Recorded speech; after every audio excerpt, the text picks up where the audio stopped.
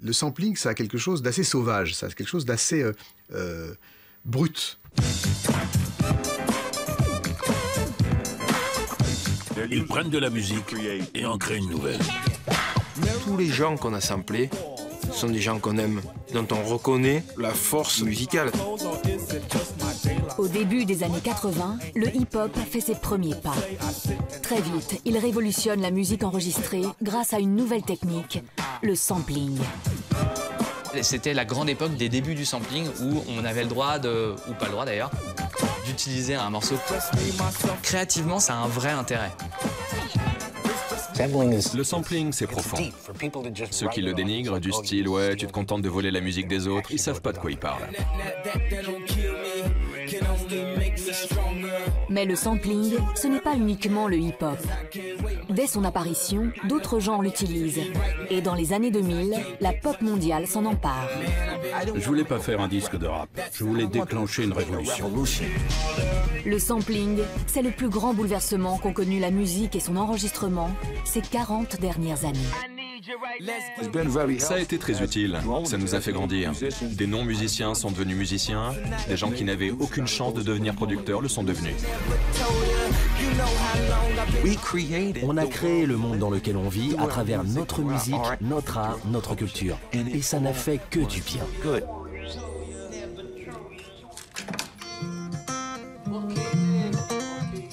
It'll be an F for you. Here we go. Just one more time. Right after I say, are you sure? Da da da. Yeah. Hal, here's how I want to do it. It takes like this. It's fun time, fun time. 17, take one. This will be the keeper.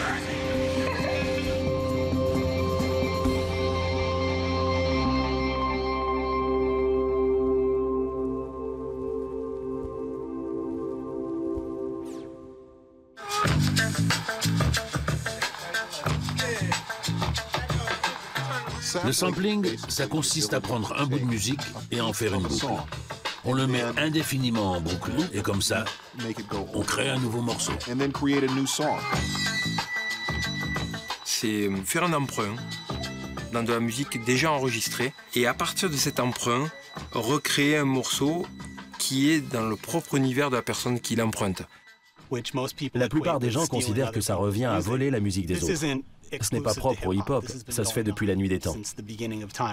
Les Beatles faisaient la même chose quand ils écrivaient une chanson. Ils s'inspiraient d'une chanson de Roy Orbison et ils écrivaient la leur. Please Please Me, c'est leur version d'une chanson de Roy Orbison. C'est pas évident quand on l'écoute, mais c'est comme ça qu'ils l'ont écrite.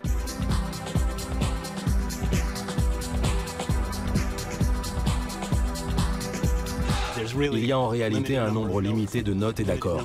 Et ils ont tous déjà été réutilisés tout au long de l'histoire.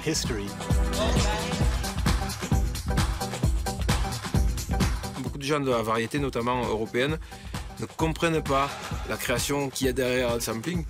Je me contenterai peut-être de leur répondre que quand ils copient des grands artistes de la pop ou de la folk anglaise ou américaine, ils samplent aussi.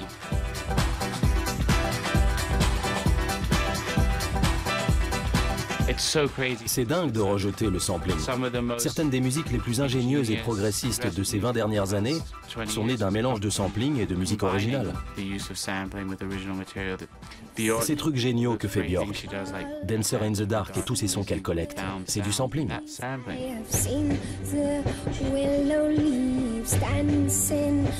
On ne sample pas pour le plaisir de sampler, on sample pour créer de la bonne musique.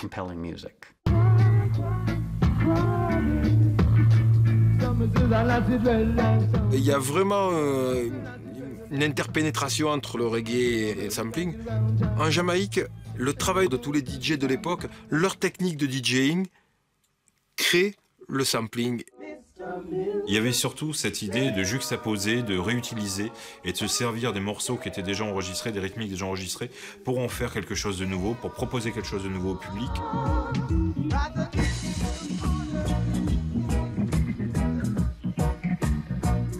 La sainte trinité du hip-hop et du rap, c'est 3 DJ. Kool DJ Herc, Afrika Bambaataa et Grandmaster Flash. Et il se trouve que 2 d'entre eux sont originaires des Caraïbes. Je décris souvent le hip-hop comme le résultat en quelque sorte de l'influence caribéenne sur la culture populaire mondiale. Beaucoup d'immigrants venaient alors d'Amérique latine et en particulier des Caraïbes. Le plus souvent, ils s'installaient dans des quartiers défavorisés comme le Bronx dans les années 70.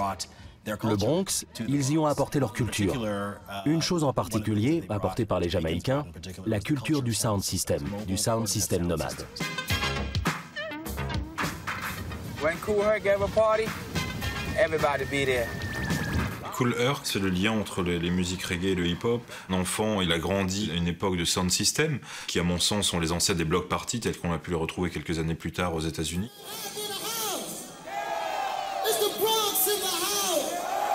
Il a cette idée de faire en sorte que les sound systems de Kingston interviennent à New York. Il a réussi à fédérer autour de lui des maîtres de cérémonie qui venaient poser des rimes sur les boucles qu'il réussissait à créer avec ses 2 platines. Le rap, c'est 2 éléments. Le DJ et le MC. C'est le DJ qui a donné naissance au MC. Et c'est le MC qui a rendu le DJ populaire. Il y avait des gens qui faisaient Yes, indeed, in the place to be, New York City. You know, we cooler than a blade of grass, and you know, we show enough on your ass. This is what we're gonna do tonight. Everybody's gonna get right. We're gonna make sure that everybody gets up and get tight to this jam right here. À l'époque, le quartier du South Bronx avait beaucoup de problèmes. C'était l'époque des gangs de rue. Avant ça, il y avait eu des problèmes de drogue. Mais il y avait aussi des gens bien dans ce quartier, qui travaillaient dur.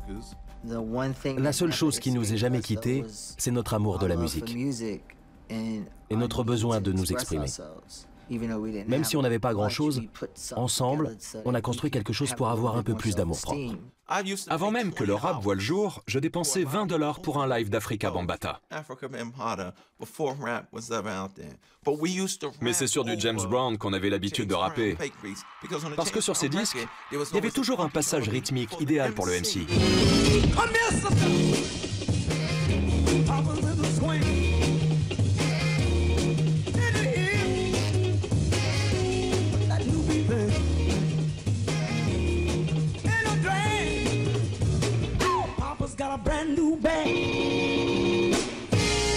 À partir de 64, James Brown commence à répéter un nouveau morceau qui s'appelle Papa's Got a Brand New Bag.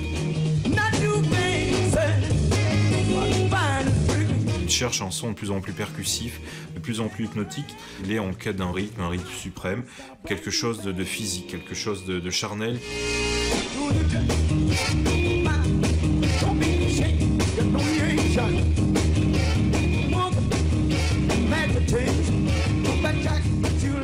Il voulait faire un disque où la guitare sonne comme une batterie, où la basse sonne comme une batterie, où les cuivres sonnent comme une batterie. Une symphonie de percussions, en somme.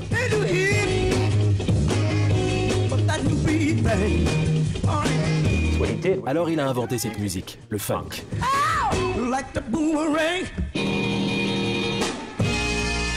L'influence capitale de James Brown sur le hip-hop, elle se situe à 2 niveaux. Un niveau musical, parce que tout simplement, la quasi-totalité des breaks utilisables de James Brown ont été samplés à ce jour. C'est-à-dire que jamais un artiste a autant été pillé, samplé, mis en boucle, utilisé. Et il y a un autre niveau, c'est le country preaching, c'est-à-dire c'est pas de la chanson, c'est pas du rap, mais c'est l'embryon du rap. J'ai acheté ces disques et toute la journée, je faisais du scratch dessus. Sa façon d'utiliser la grosse caisse et la caisse claire, ça a en grande partie façonné notre musique. Quand on pense à une chanson comme Funky Drummer... 1, 2, 3, 4...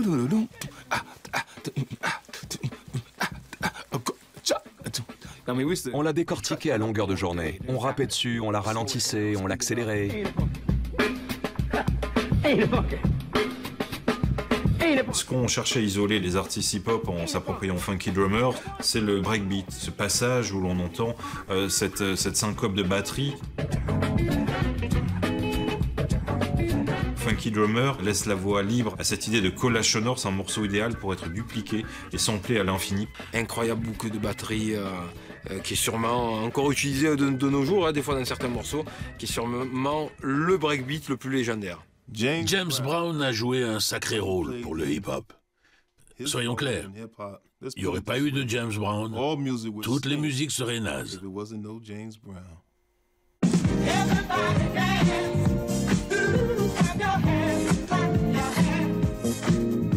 Le sampling, c'est également l'un des héritiers directs du disco, qui lui apporte ces lignes de base très rondes, sur lesquelles les rimes peuvent facilement rebondir, s'entrecroiser. Le disco, c'était un rythme très funky, plein de soul. On pouvait danser dessus et planer. C'était pas coincé, c'était un rythme différent du funk, différent de ce que James Brown avait apporté.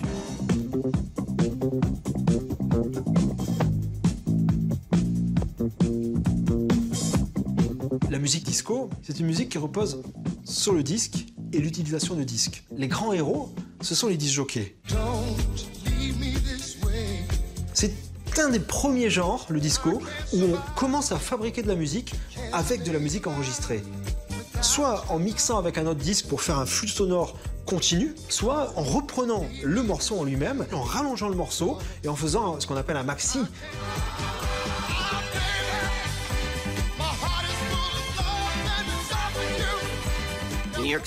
À New York, les clubs ouvraient à 21 ou 22 heures et fermaient à 4 heures. Donc quand je jouais 7, 8, 9 heures d'affilée en passant des chansons de 2 minutes et demie, il me fallait beaucoup de disques. Le remix a vraiment simplifié les choses. On pouvait créer comme une sorte de symphonie. Le remix, c'était une affaire de montage. On prenait les voix, les instrumentaux, on en rallongeait les parties et du coup on créait un truc nouveau à partir de 2 trucs qui existaient déjà. Donc c'est un geste sur le son enregistré, et ce geste qu'on retrouve dans le disco, c'est finalement la première étape d'un geste qu'on va retrouver à très grande échelle à partir du moment où on aura les sampleurs, bien sûr, à la fin des années 70 et dans toutes les années 80.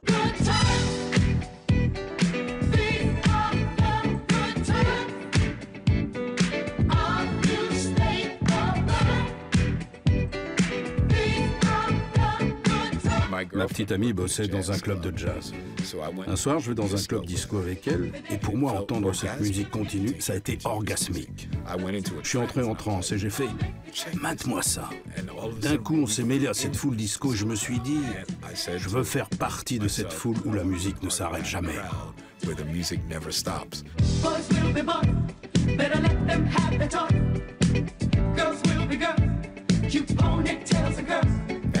Quand notre morceau Good Times est devenu numéro 1, des tas de gens se sont mis à le copier. 79. Sylvia Robinson, ancienne chanteuse de rhythm and blues, est à New York. Avec son fils, ils veulent faire un disque qui reproduise l'ambiance des block parties qui ont alors lieu dans le South Bronx. Sylvia Robinson est une sorte de pionnière méconnue. Elle était très au fait de ce qui se passait dans les clubs branchés de New York.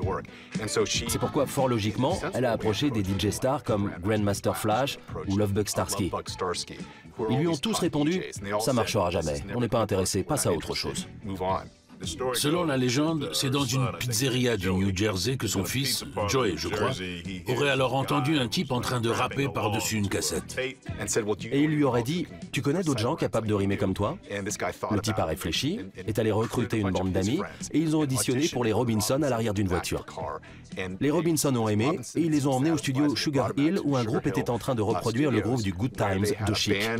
C'est ce qui allait devenir la base rythmique du morceau Rapper's Delight. I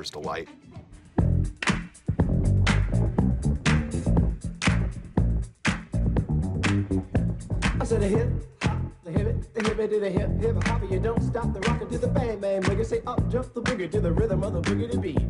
Now what you hear is not a test, I'm rapping to the beat. Je traînais dans ce club et souvent dans ces clubs, quand le DJ doit aller aux toilettes, il lance un magnéto ou un très long disque. J'ai alors entendu ce morceau. Je savais que c'était pas nous, mais j'ai tout de suite su que c'était un dérivé de notre disque. J'ai donc cru qu'ils avaient demandé à un groupe de copier notre groove pour que le DJ puisse rapper dessus. J'ai regardé dans la cabine du DJ, elle était vide. J'ai fait, mais comment il fait ça, lui? Je regarde vers le bar et je vois le DJ. Je lui dis, on entend quoi là? Il me répond, c'est le disque que tout le monde s'arrache, mec. Je viens de l'acheter à Harlem. J'ai fait, comment ça, tu l'as acheté? Parce que clairement, c'était la ligne de base de Good Times. Quand ce premier disque de rap est sorti, ça a fait l'effet d'un big bang. Mais c'était surtout un effet de curiosité du public pour un truc inconnu. Ça sonnait comme Good Times, mais avec des percussions différentes. J'ai fait, putain, c'est quoi ce truc? Le succès de Rapper's Delight a pris tout le monde par surprise. Personne ne s'attendait à ce que ce soit aussi unanimement populaire. Rapper's Delight, c'était un disque de rap. C'était le premier disque de rap officiel.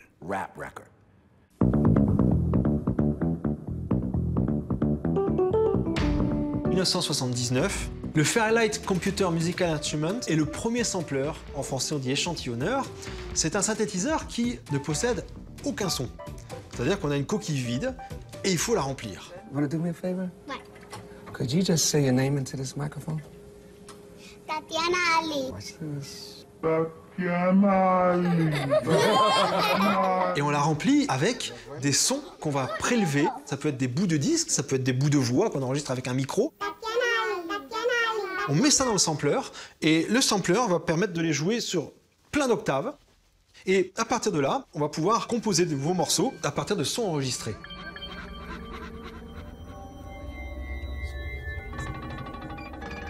Pour moi, il y a un avant Fairlight, un après Fairlight. Le Fairlight, quand je commence à faire cet album Champ Magnétique, est un grand soulagement parce que je peux enfin faire ce que je rêvais de faire depuis des années, que j'avais appris à faire fin des années 60 grâce au groupe de recherche musicale de Pierre Schaeffer, mais qui prenait des heures. À cette époque-là, on est obligé d'enregistrer les sons un par un, de les mettre sur une bande magnétique, de les isoler avec des ciseaux et du scotch. Avec le Fairlight, c'est exactement le même principe, sauf que c'est quasi immédiat. Et en fait, on peut enregistrer à cette époque-là que 0,8 secondes avec une qualité en 8 bits, c'est-à-dire une qualité qui est un peu l'équivalent du 78 tours du numérique. Ça va colorer toute la musique de cette époque-là parce que d'un seul coup, on a cette espèce de son qui est un peu lo-fi. Moi, je vais l'utiliser de manière assez impressionniste. J'utilise pour Champ Magnétique, en tout cas, l'idée d'aller enregistrer des sons de pluie, de vent et d'avoir cette approche poétique du sampling. Pour l'album Zuluk, j'ai envie d'utiliser le sampling, cette fois-ci de manière complètement différente, beaucoup plus rythmique.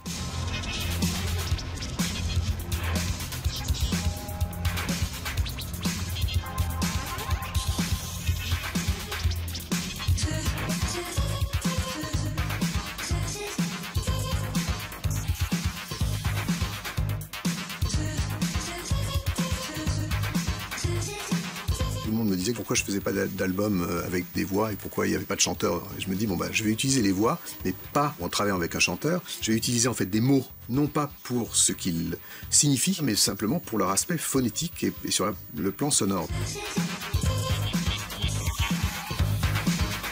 Je vais me balader un peu partout dans le monde pour aller collecter des sons vocaux, parlés, chantés d'ethnies ou de gens complètement différents, pour en faire ma première palette sonore.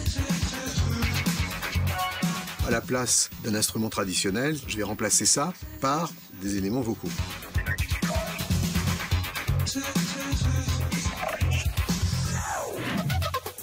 Le sampling, ça a quelque chose d'assez sauvage, ça a quelque chose d'assez brut. Dans le sampling, l'idée c'est un peu de violer l'environnement, c'est-à-dire de prendre des morceaux de paysage, des morceaux de vie urbaine et puis de les mélanger. C'est ce qui fait d'ailleurs une des caractéristiques du hip-hop. On va avoir un langage et une attitude de révolte, mais la manière dont on va aussi arracher le son à la société, c'est aussi une approche musicale de la révolte.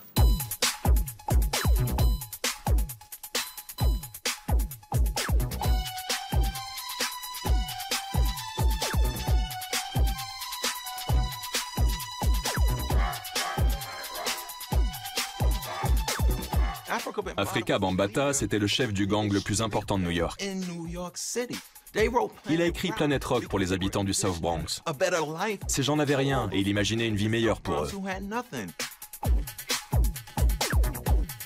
Je me sers du hip-hop comme d'une culture capable d'inciter les peuples à se rassembler, à ne faire partie que d'une seule et même race, la race humaine.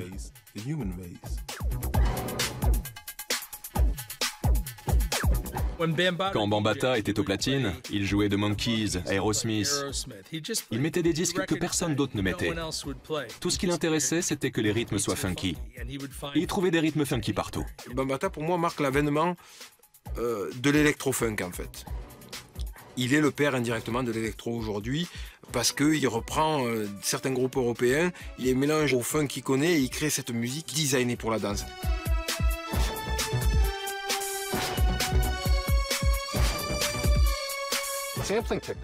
Dans les années 80, avec la technologie numérique, des producteurs intrépides comme Afrika Bambaataa ou Arthur Baker découvrent qu'on peut désormais prélever quelques secondes d'un morceau, d'un disque, de n'importe quelle source sonore, et les rejouer indéfiniment.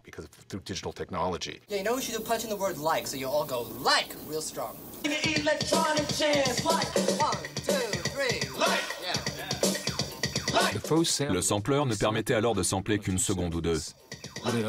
Mais désormais, les producteurs pouvaient prélever une caisse claire ou n'importe quel son d'un disque sans avoir à faire du scratch avec. Et ça, pour nous, producteurs de hip-hop, c'était révolutionnaire. Technology has just taken a giant leap forward. Hello, I'm Roger Lynn, and this is the MPC-60 MIDI Production Center, created by myself and a Kai professional. Roger Lynn avait compris que le sampling pouvait vraiment intéresser les musiciens. Ce qu'il n'avait pas prévu, et c'est le cas de nombreux pionniers du sampling, c'est que des pans entiers de musique exploités comme de l'audio véritable allaient servir de base à de nouveaux morceaux. Le premier sampleur d'importance à arriver sur le marché, en tout cas pour le hip-hop, c'est le EMU SP1200. La machine joue un rôle essentiel.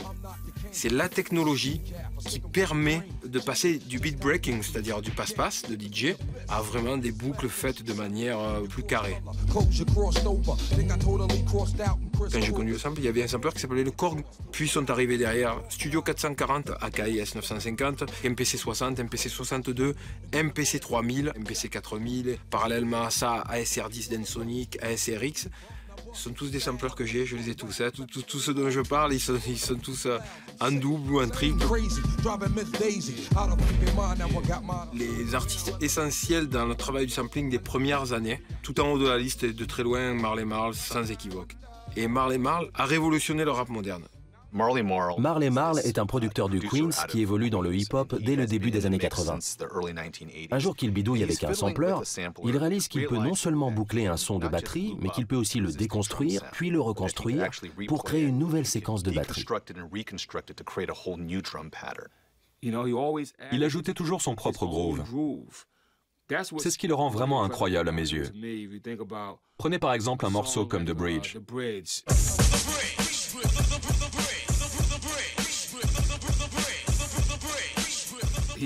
Il sample un breakbeat qui s'appelle In Pitch de President. Ça a été samplé par beaucoup de rappeurs tout au long de l'histoire du hip-hop. Mais lui, par-dessus, il ajoute ses propres séquences de batterie et un son de synthé sorti de je ne sais où.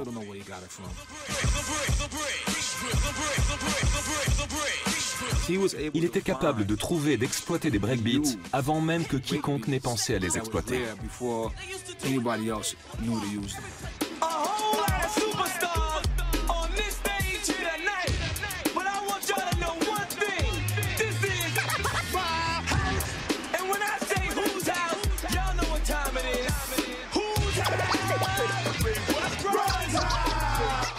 Avant Run DMC, tout le monde rappait sur du disco. Quand on s'est amené, on s'est demandé, ok, comment on va se faire une place dans le hip-hop? Alors Run DMC a dit, hey, personne ne rappe sur des disques de rock.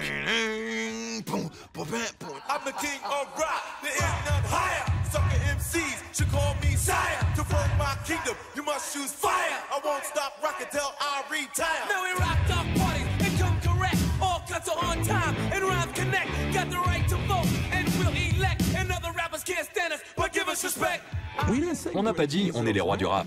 On a dit on est les rois du rock. Parce que nous, on visait le trône de Mick Jagger, d'Elvis Presley, de Michael Jackson. L'imitation, c'est interdit dans le hip-hop.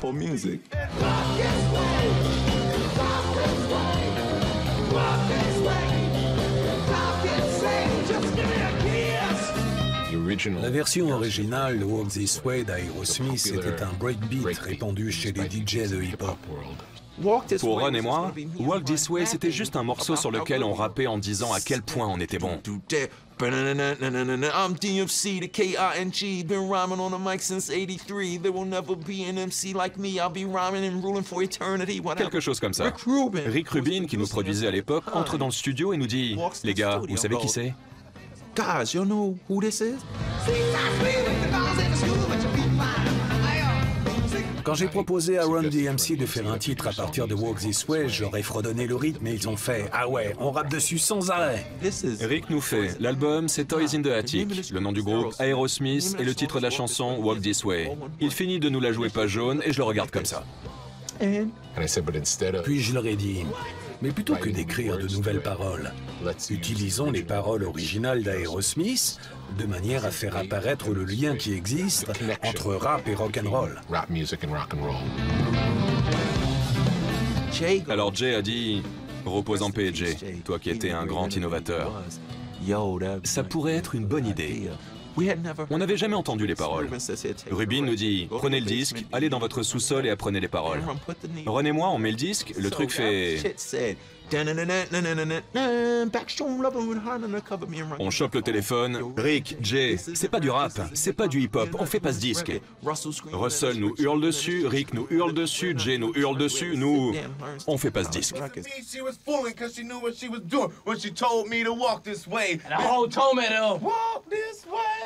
On a écrit ses paroles par-dessus les siennes.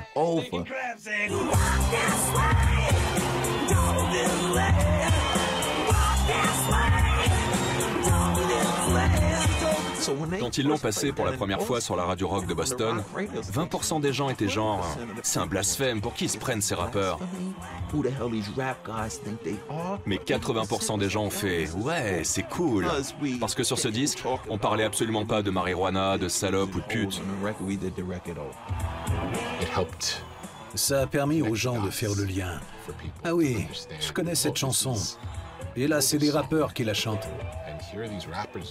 Ça ressemble à du rap, mais c'est pas si différent de la version d'Aerosmith. Alors je peux peut-être me permettre d'aimer ça. Je déteste cette chanson, je la supporte pas. L'idée que des rappeurs aient besoin de s'associer à ces musiciens de rock, j'achète pas. Pour étendre la portée du rap, c'était bien joué. Mais quand je pense à DMC, c'est probablement le dernier morceau qui me vient à l'esprit. La deuxième semaine de mai 88, quand est sorti « It Takes a Nation of Millions to Hold Us Back », j'ai acheté cette cassette en allant au taf. J'étais cuistot, je faisais des frites. Et je devais me taper 10 pâtés de maison pour y aller. Une fois arrivé, j'étais à la fin de la face 1. Je me suis dit, c'est pas possible. Faut que j'écoute cet album. À ma pause déjeuner, j'ai dit à mon patron que je reviendrais à 15h. Et je suis jamais revenu.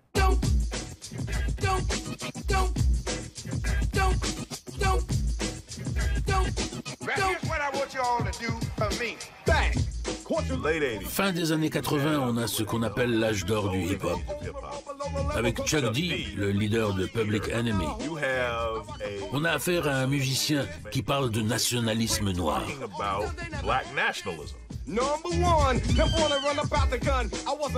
Ils se sont produits à Rikers Island. Ils ont joué dans des prisons. Leur musique est dotée d'une conscience sociale. Avec Public Enemy et la Bomb Squad, le truc c'est qu'on voulait anéantir le caractère prévisible de la musique. Ils ont sorti Rebel Without a Pause en maxi 45 tours, à l'automne 88 si je me souviens bien. Ça commençait par le...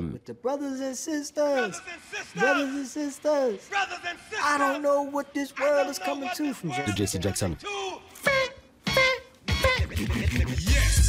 The rhythm, the rebel, without a pause, I'm lowering my level.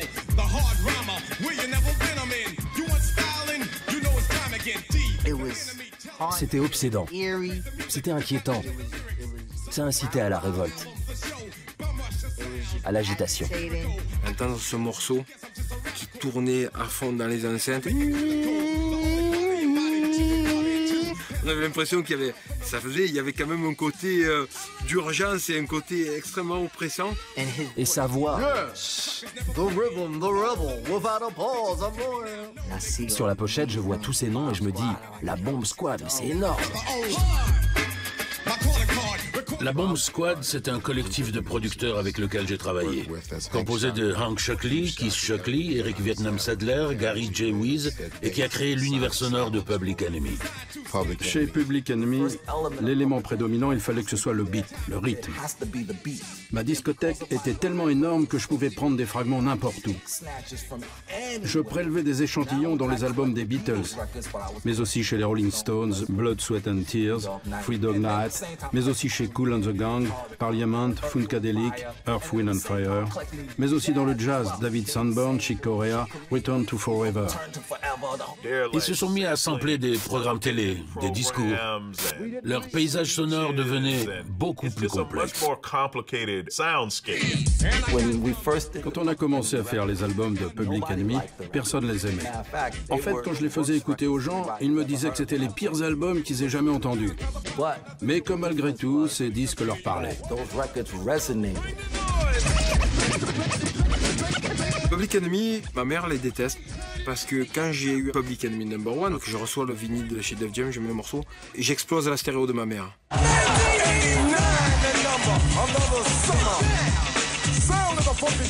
C'est-à-dire, dès leur premier single, on sent une puissance énorme. Fight the Power, l'énergie que ça insuffle, les cuivres, la voix à l'arrière-plan, le scratching. Tout est à un niveau de fusion sonore absolument unique, avec en plus le poids de la voix de Chuck D par-dessus. Ça donnait vraiment envie de combattre le pouvoir.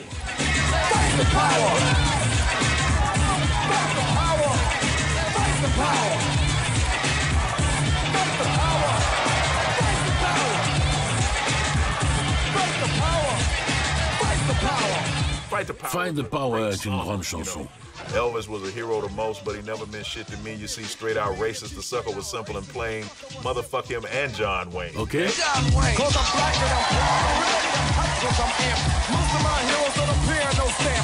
Fight the Power, ça a commencé avec une petite boucle. Puis on est revenu dessus et on s'est mis à l'enjoliver. Ça a consisté à y ajouter toutes sortes de petits samples, de bribes, d'éclats de voix. Après, Chuck D s'est plongé dedans et a écrit le texte en suivant le rythme de base. Il y a en quelque sorte une dimension politique dans les samples de Public Enemy. Les artistes, les sons qu'ils samplent sont choisis avec soin dans toute l'histoire de la musique noire. Ils font se rencontrer passé, présent et futur. Public Enemy, c'est une forme de révolution par la musique.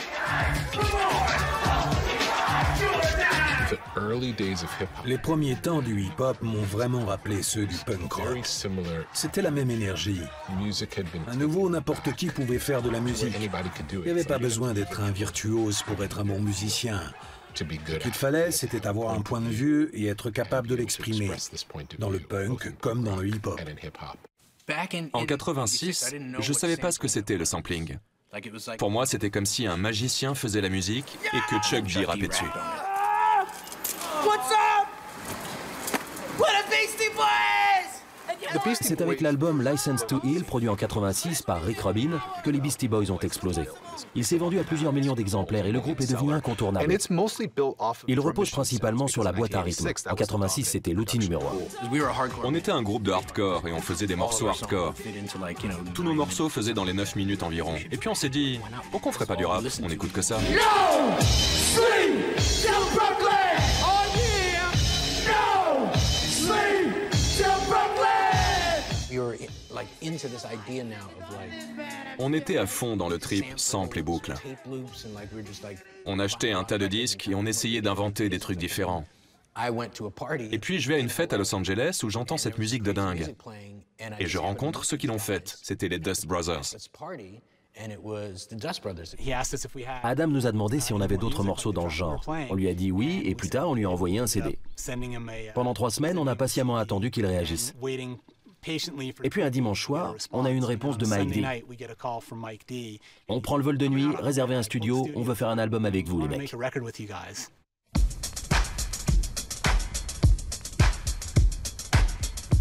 Sur Paul's Boutique, on a décidé qu'en gros, la moitié des titres seraient faits par nous et l'autre par eux. Les leurs étaient probablement meilleurs que les nôtres, parce qu'ils sont vraiment très doués pour ça.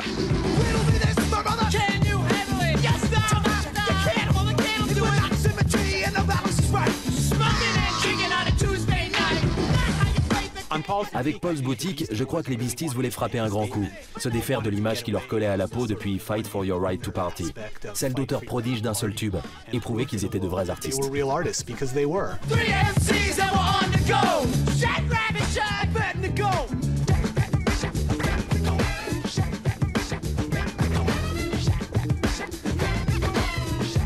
Si vous écoutez Paul's Boutique en cherchant à identifier la provenance de tous ces samples, vous vous rendez compte qu'ils viennent de plusieurs douzaines, sinon d'une centaine de disques différents.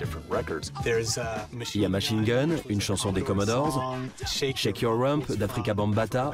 Il y a tout un tas de samples des Beatles dont certains sont reconnaissables et d'autres non.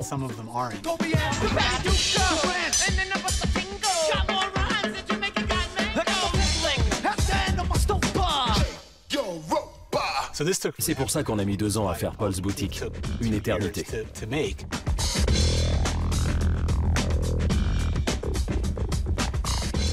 Je me souviens, la première fois que j'ai entendu Paul's Boutique, j'étais avec Chuck D à l'hôtel Mondrian.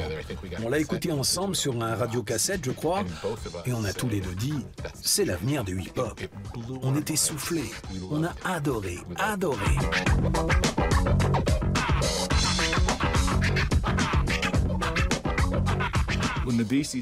Quand les Beasties ont fait leur retour avec les Dust Brothers, ils sont sortis de la sphère du hip-hop. Des musiciens d'autres sphères ont dressé l'oreille, et pendant un moment, ils se sont sentis incapables d'atteindre ce niveau. I grew up on the crime side, the New York Times side. Staying alive was no job at second hands. Moms bounced on old men, so then we moved to Shaolin Land. A young youth, you're rocking the ghost. Le Wu-Tang Clan, ça n'a rien à voir avec les autres groupes de hip-hop. C'est différent.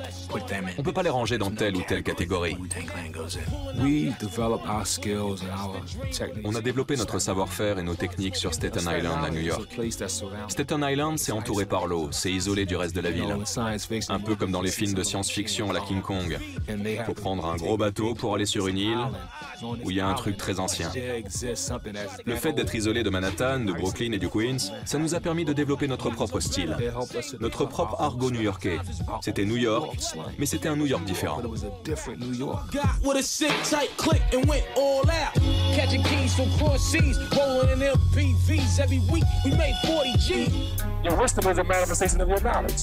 Once you know it, then you show, you gotta prove it.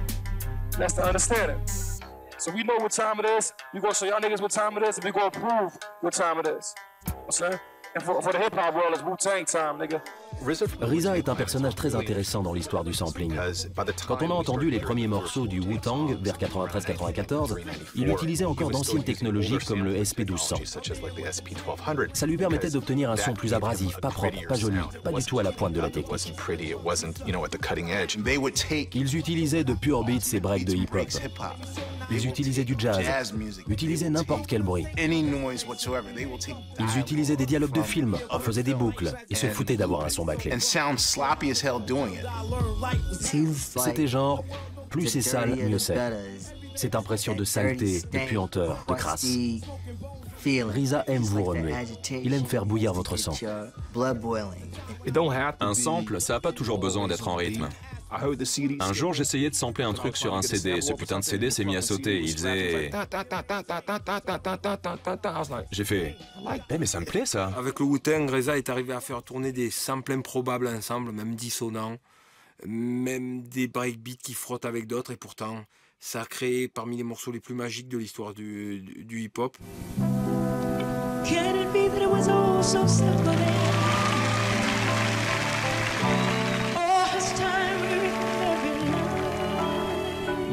Can It Be So Simple ou en sample Memories, The Way We Are de Gladys Knight, Ça commence exactement comme je l'avais programmé dans ma boîte à rythme. Hey, you know, everybody's talking about the good old days, right? Everybody, the good old days, the good old days. D'abord son intro, une longue intro, puis mon rythme.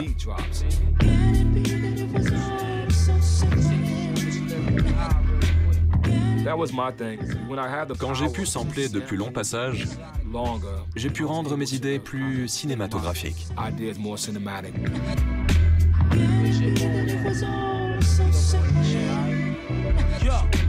Started off on an island, AK Shanlin, brothers wailing, gunshots thrown the phone down. It's like, how did you make? Comment on peut rendre Can It Be So Simple si sombre et donner l'impression que c'est comme ça que la chanson aurait dû être et non pas comme elle a été composée à l'origine.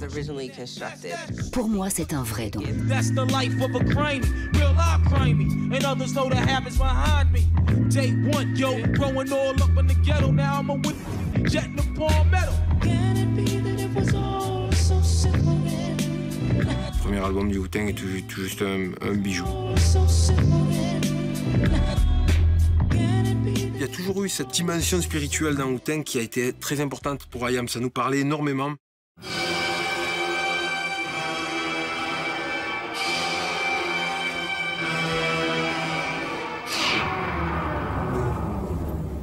Le rap français va commencer à exploser, on va dire, au début des années 90, avec plein d'albums de Ministère Amer, NTM, IAM, bien sûr.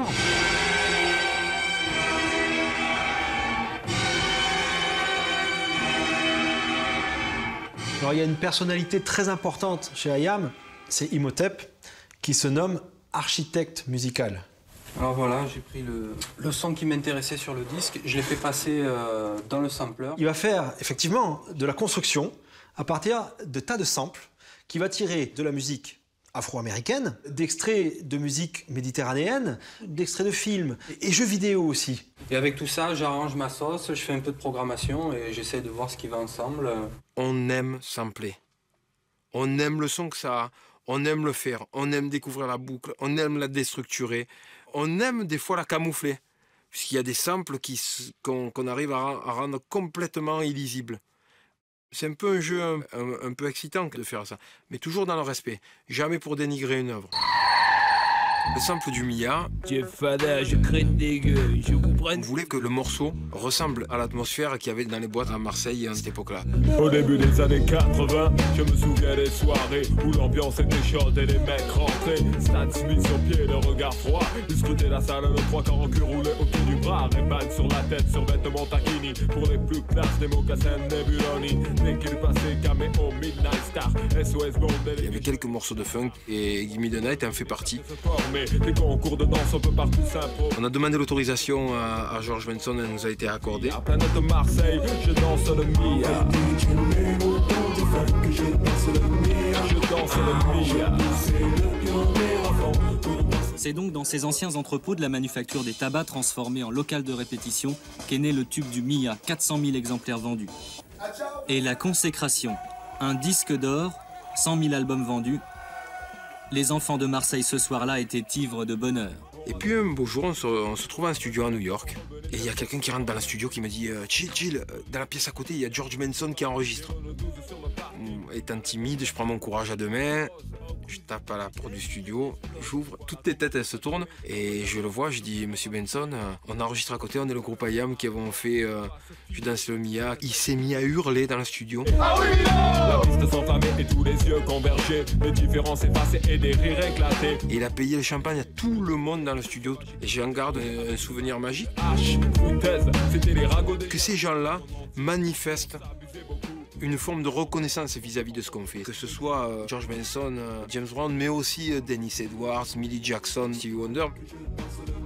Je pense que c'est bien quand on s'aperçoit que ces gens-là réalisent combien nous sommes leurs enfants et combien on aime la musique qu'ils ont fait. Je danse le Mia. Il y a des choses qui nous ont été refusées aussi. Comme la marche impériale de John Williams. qu'on a perçu comme une véritable injustice.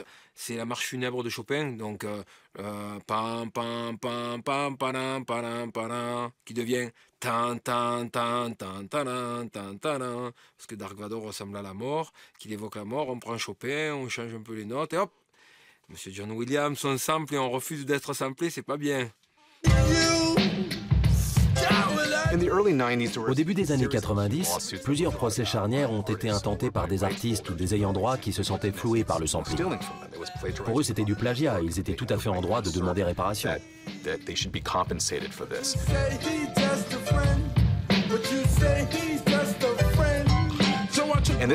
Ça a considérablement refroidi l'industrie musicale parce que désormais, il fallait faire autoriser chaque sample. Ne pas le faire pouvait vous coûter très cher. Les labels sont donc devenus très réticents à l'idée de laisser leurs artistes sampler de manière excessive. Aujourd'hui, utiliser des samples, c'est hors de prix. Si on arrive à utiliser un sample sur un album, on peut s'estimer heureux. Même obtenir une autorisation peut tourner au cauchemar parce qu'il faut pister tous les éditeurs. Je pense pas qu'on puisse faire un album comme Paul's Boutique de nos jours. Il faudrait plus d'avocats que de producteurs. Je crois que c'est grâce à nous, avec le procès contre The Jimmy Castor Bunch, qu'a été utilisé pour la première fois le terme sample au niveau juridique. This is what a sample is worth. The original song and a classic, a true classic being made out of it. Grab some more in it. Aujourd'hui, le sampling, c'est réservé à l'élite, à ceux qui peuvent payer des droits exorbitants. Kanye West peut se permettre de sampler parce qu'il a les moyens de payer $100 000 pour un sample. Alors que le petit jeune qui bidouille dans sa chambre et veut percer, il peut pas. Et puis un autre truc est apparu dès les années 90. Le cas de ceux qui, de manière flagrante, tirent profit du sampling. Prenons ça, c'est déjà un tube, ce sera plus facile.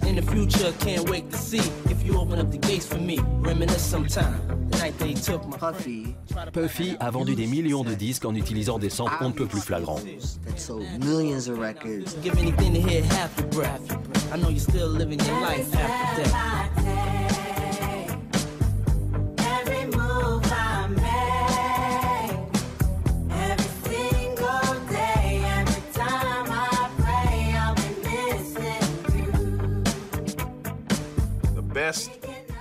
Il y a les producteurs capables de s'emparer de morceaux très connus et de les sampler de telle sorte qu'on ne les reconnaît même plus. Et puis, il y a les autres qui se disent « Je vais mettre ça en boucle et je vais trouver quelqu'un pour rapper dessus. » Et laissent l'original faire tout le boulot pour eux.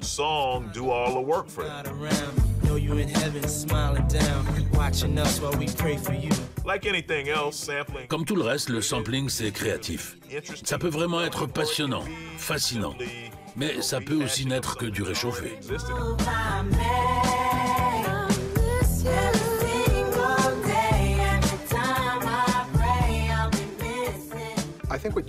Depuis 10-15 ans, on assiste à l'explosion de la technologie du sampling, et plus généralement de la technologie de la production et de l'informatique musicale. D'abord, on a eu la boîte à rythme avec sampler. Puis les claviers avec sampler sont arrivés. Ensuite, il y a eu les synthétiseurs et les stations de travail. Aujourd'hui, on a les stations audio numériques où tu as dans ton ordinateur un magnéto, un sampler, une boîte à rythme.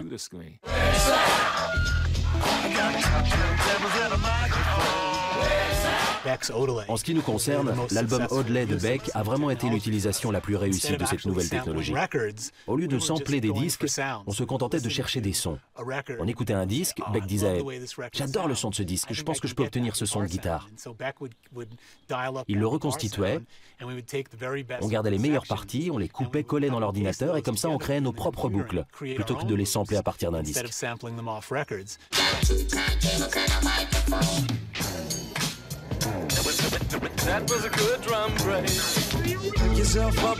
Le sampling, c'est pas que sampler de la musique existante, c'est aussi sampler des choses que l'on fait nous, donc de matière que l'on crée, et après de se servir du sampler comme un instrument pour recréer d'autres émotions.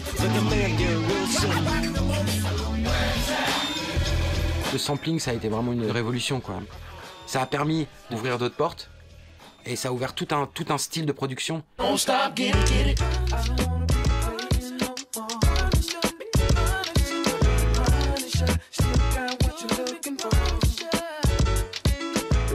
Les innovations des producteurs de hip-hop, nés dans les années 80, puis perfectionnés au début des années 90, ont envahi la planète musique.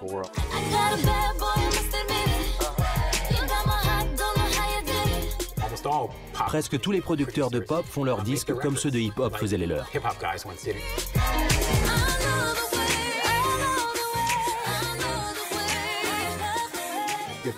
On veut définir ce qu'est un morceau original. Comment séparer ce qui est original du reste? Avec des Kanye West qui samplent de manière créative, c'est difficile à dire. Qu'est-ce qui relève du compositeur original et de celui qui le sample?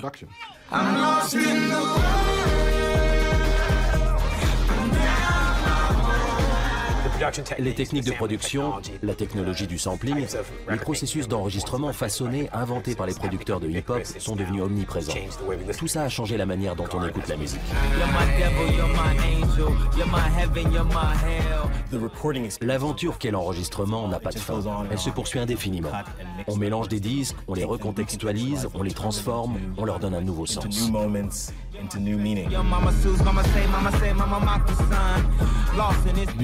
La musique repose sur des fondations, sur des notes qui ont été utilisées, réutilisées. Des Égyptiens au hip-hop, en passant par la Renaissance, les musiques américaines, du jazz au folk. De nombreux chemins ont été empruntés par le passé. Et si on veut devenir un musicien accompli, on doit les emprunter à son tour.